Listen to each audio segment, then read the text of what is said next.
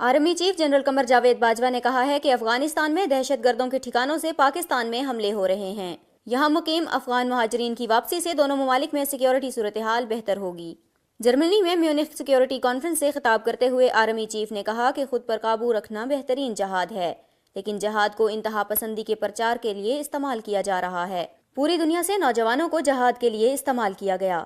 اس انتہا پسندی کو جہاد نہیں بلکہ انتہا پسندی کہنا چاہیے۔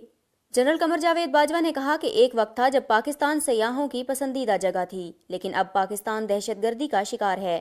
افغانستان میں دہشت گردوں کی محفوظ پناہ گاہیں موجود ہیں۔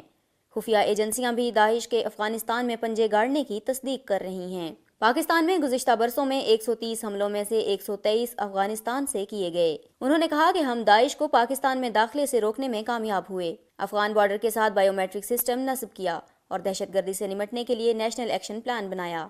پاکستان میں نفرت انگیز تقاریر اور دہشت گردوں کی مالی معاونت کے خلاف اصلاحات کی گئیں۔ سربراہ پاک فوج نے کہا کہ پاکستان کا امن افغانستان میں امن کی ضمانت ہے۔